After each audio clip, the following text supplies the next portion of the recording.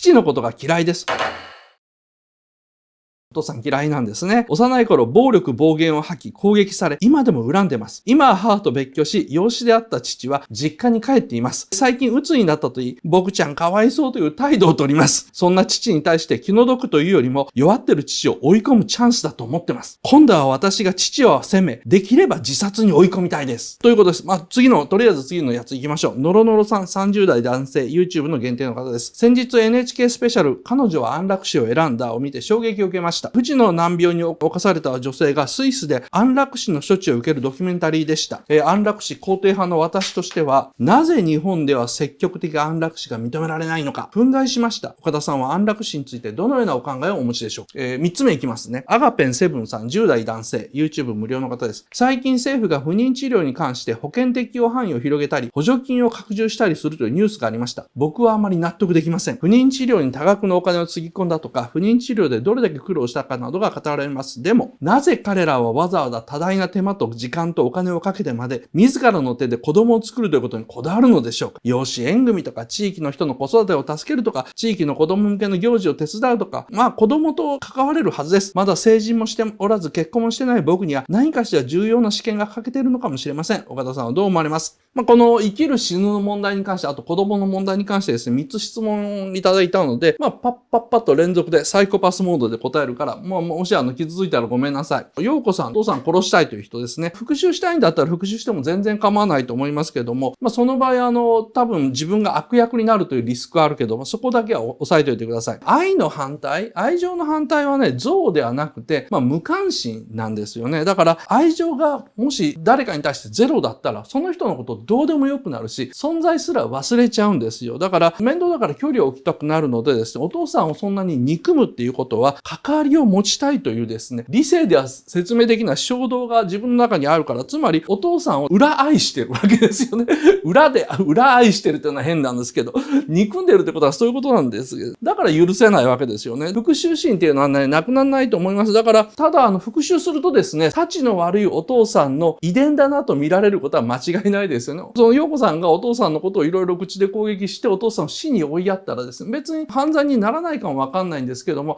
父にして娘ありだねというふうに人から言われるということは、そこら辺は覚悟しといてください。僕もですね、性格の悪いお父さん、そしてそれに対する復讐を考える娘っていうのは、僕から見ても、割と似てるんじゃねえのっていうふうに思います。のろのろさん、安楽死の方ですね。僕は復讐も OK だと思う人なんで、もちろん安楽死も全然構わないと思うんですけども、ただ日本でね、許されないっていうのは、別に憤慨しないというかですね、理解できますね。実は所有権というものに対して日本と西洋では考え方が違うからですよね。元々のですね、その西洋型の人権思想の西洋型のパターンっていうのは中心に所有権があるんですよ。これ意外なんですけどもですね、自分のものは誰にも奪えない、自分の所有しているものは誰にも奪えないというのが基本的人権の中心なんです。だから自分すらも自分の所有物だから他人の自由にはできない、奴隷にされないということなんですね。自分の命も自分の所有物。だから死ぬかどうかの決定権が自分にあるのは基本的人権。これが西洋型の人権の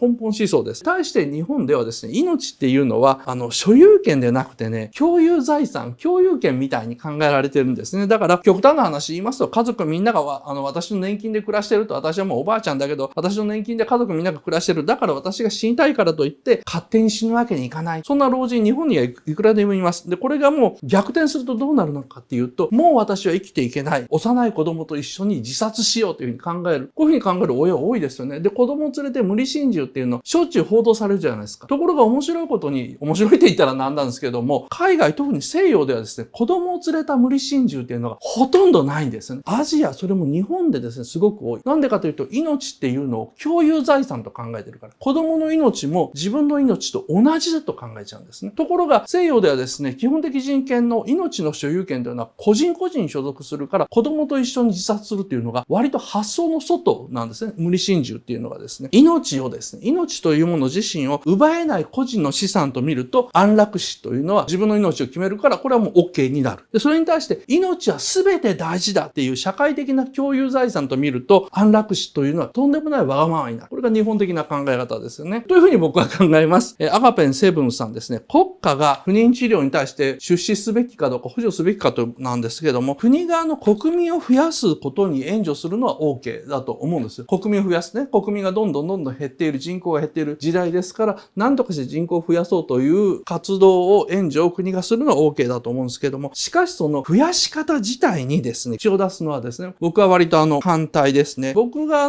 その不妊治療に関しての考え方を言うと、基本的には出資しなくていいと考えてるんですよね。で、それよりもクソみたいなダメなシングルマザーであっても、妊娠さえしたら子供が成人するまで毎月育児手当を出していいというふうに思ってるんです。で、その金でそのクソみたいにダメなシングルマザーがホストクラブに行こうがパチンコ行こうが、国は干渉すべきではない。その使い方に干渉すべきではないと。しかし、その子供が母親のことを嫌がって逃げる場所というのはちゃんと作っとこう。その程度にですね、僕は考えています。人口を増やすんだから、その増やし方にまで国はいちいち関わったりルールを設けるべきではないと。それよりも、ダメな母親が子供を作れるシステムですか。親がダメなままで子供を作れるシステムの方が大事だと思うんですよね。逆に言えば、どんなにね、気の毒で善良な夫婦であっても、不妊治療に国が補助金を出すのは僕は反対ですね。どちらかっていうと、そういう夫婦はですね、自分が産んだ子供しか愛せないような、親だということで、肩身が狭い思いをすればいいんじゃねえのというふうに思っちゃいますね。それが国家としてのポジションでやるべきことだというふうに僕は思っています。それぐらいしないとですね、人口というのはね、